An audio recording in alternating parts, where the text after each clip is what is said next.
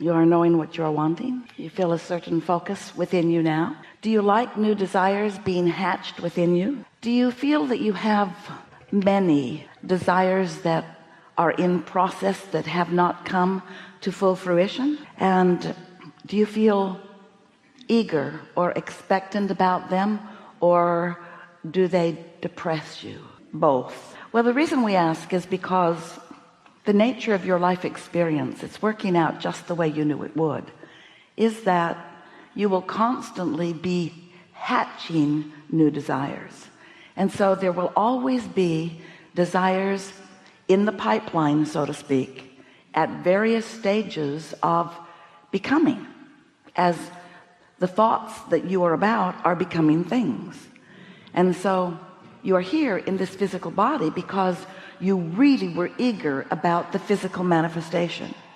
You are eager about the manifestation of the thoughts that this life would inspire within you. And you knew that as you were focused here, that more and more desires would be born. And you also knew that if this time and space had the wherewithal to help you to decide or conclude or prefer a desire, that this time and space has the wherewithal to deliver it to you in the fullest fashion. You are non-physical energy focused here. We want you to remember that. But the reason that you are focused here in this physical body is because this is the leading edge of creation. It's not where thoughts begin, but it is where they manifest to their fullest. And so being in on that expansion and evolution is such a delicious thing. You are powerful creators who came expressly to do that. Now, once you got here, most of you sort of forgot about it. You forgot that you were here to create, and you became more likely to be one who is observing, one who's observing what others have created, or observes what was created before you got here. And so most of what you offer vibrationally is in response to what you observe. And that's fine in the sense that it is the bouncing off place for more.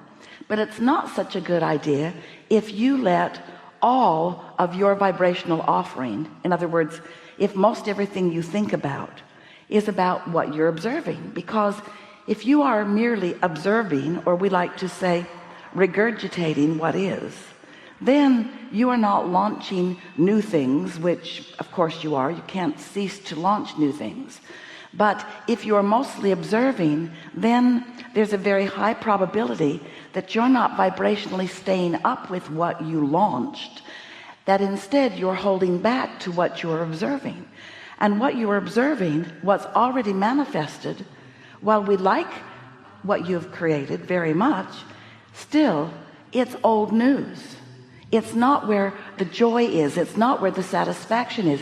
It's really not where you want the majority of your focus to be. And yet for most humans, that's where the majority of their focus is. They're focused upon what's already manifested, and then they sort it into piles of good and bad and right and wrong and wanted and unwanted, and just sort of debate that issue forever and ever, when you could be so much more joyfully productive with your own thoughts, because you are a creator. You didn't come to observe. You didn't come to regurgitate. You came to come together with others and to come to new decisions, and then to find ways to focus in the direction of your new decision rather than focus in the direction of what caused you to make the new decision. Because if you're dissatisfied about something, a new desire will just squirt out of you. It will. You just can't help that. It's the nature of the universe. So as the new desire emanates from you, there's a tendency to justify why you want this new situation or this new experience by explaining how unsatisfying where you currently stand. And the thing about that is that your new desire takes on a life of its own, because your inner being focuses on it and keeps it steady in the focus of law of attraction, while you may be focusing in opposition to your new desire. And here's how you know that. When you're not satisfied, you're focusing away from what you have newly set into motion. When you feel satisfied, you're focused in the direction of what you have newly set into motion. Now, it's really an important thing to understand the difference between satisfaction and dissatisfaction. Do you think you've got it? So how do you feel about this music? It's annoying, isn't it? So what are you going to do about it? What we're asking is, so you live in a world with others, and if they were just different, they'd be perfect. But they are not perfect by your standards. They are satisfying themselves. They are creating their own reality. In some cases they know it, in most cases they don't, but in every case they are selfishly oriented, because you can only see through the eyes of self. In other words, you have the perspective of self.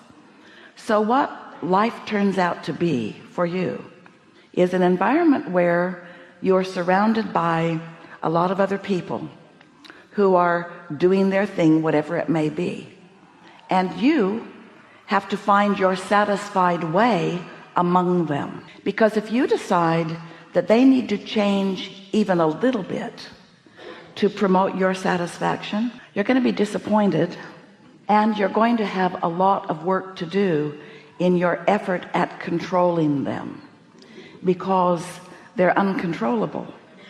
There are so many of them. As soon as you get one room full quieted down, another noisy room shows up somewhere. So you have to decide that you are an adapter, but not an adapter to unpleasant things around you.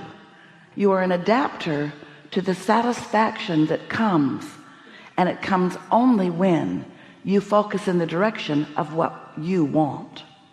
Through the years, Esther and Abraham and Jerry have been playing this wonderful game with you for 30 years now, a little more. And we have noticed that when there is something going on next door that makes you have to focus with greater determination, you have a better experience. And so it's helpful if you begin to feel that way, not just about the noisy crowd next door, but about the dog that barks in your neighborhood, or about the people that park in the street right in the worst place for you that makes it hard for you to get out of your driveway, or, and there are some big ors going on these days. There's a lot of hubbub around you. There's a lot of reason for you, if you were inclined that way, to be pushing against, to find reasons for dissatisfaction.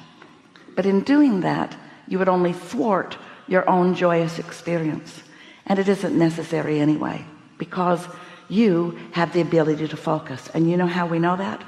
Because you are creators who came here just to do that, and because not one of you said, I want to go to my own planet where there is no one else there. Every one of you knew that there would be benefit in your association with each other, that it would help you in the producing of your own important clarity about what you want. So you were non-physical energy before you came into this body, and the larger part of you still is.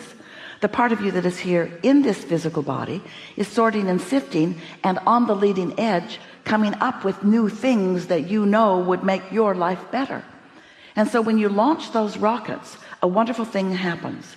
Your inner being, who is still non-physically focused, follows the direction of those rockets of desire. And your inner being never ceases to put attention upon what you have just now newly added to your list of what you prefer here in your physical creating, in your physical life experience. So we want to introduce to you a slightly new way of looking at this that we know will serve you, and it will make it easier for you to stay on the path, and by that we mean on your path of least resistance. We want you to understand that as you launch a rocket of desire, and then you follow that rocket by thinking about why you want it and how good it feels, by looking for reasons to feel satisfied, not only about where you are, but about what you're reaching for, that what happens is you click in, or you resonate with, or you find vibrational compatibility, you find mutuality with the vibrational frequency of your source. And when you find that vibrational harmony with the frequency of your source, then you thrive. And you know you're thriving because you can feel the satisfaction factor in the moments that you are thriving. So we're going to put one very important statement out here for you, and then off we'll go to talk about whatever you want to talk about. When you don't have enough money and you want more money, you launch a rocket. If someone's rude and you want them to be nicer, you launch a rocket. If you're rude and you want to be nicer, you launch a rocket. These desires are born out of day-to-day experience, and they are not the big writing on the wall sort of epiphanies that you think they are. They are born out of day-to-day experience with one another.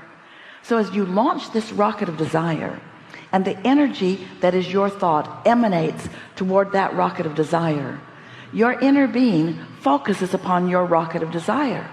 And what we want you to understand is the satisfaction factor when you and your inner being are focused in mutuality at the same thing at the same time.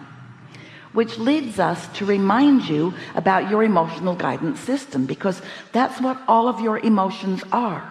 They are your indicators of your relationship with the attitude that your inner being has about what you are asking for, and the attitude that you have about what you are asking for. So when you are disappointed that what you're asking for has not yet come to full fruition, it's not parked in your garage yet, or sleeping in your bed yet, or money in your bank yet. You want it, but you can't see it, hear it, smell it, taste it, touch it yet. So in that physical absence, you choose to feel its absence and therefore feel disappointment. And the reason you do feel disappointment is because you're focused differently than your inner being is about the progression of this creation. Your inner being knows that it is a process. Your inner being knows that it is energy in motion. Your inner being understands the powerful law of attraction. Your inner being knows that the cooperative components have been gathered and are being gathered. So your inner being feels no disappointment because your inner being doesn't see it not becoming. Your inner being knows it is becoming. But if you're taking score of its physical state of being, I can't see it yet, and therefore I'm noticing its absence, then your dissatisfaction is your indicator that you're just looking in the wrong direction, and it can't come to you as long as you're doing that. You must become a cooperative component. We've written a few books, and a significant book that we want to call your attention to, we named The Vortex, because it speaks about a vibrational reality. Whenever we speak of the vortex, Esther indicates it this way: it's this vibrational reality that you can't see, but exists just the same. And it holds the vibrational frequency, and it gathers the cooperative components that make up the beginning stages of your full-fledged creation. It's not something that you can look in and see. In fact, some of you got a little annoyed with us when we were talking so much about it. And you said, Abraham, okay, we accept it. There's a vortex there. We can't see it. You see it. All right. It's there. Just tell me, how do I get my money out of the vortex and into the bank? And we say, it's coming. It's in the state of becoming. But your determination to keep looking in the bank and saying it isn't there yet keeps you from being in the receptive mode where you feel the inspiration to make the moves and be in the places and feel the inspiration and have the timing that rendezvous you with your money. You've got to be a cooperative component to the cooperative components that source has already gathered. And that's really what we talk about all day, every day that we're visiting with you. We want you to find out how to be a cooperative component with your inner being, meaning with the larger part of you, and also meaning with everything that you have asked for that is in various stages of becoming for you. Now we're going to say something that you may not like. What's in the vortex has already become. It is in a vibrational state ready for your harvesting. It's been delivered. It's been created. You have to receive it.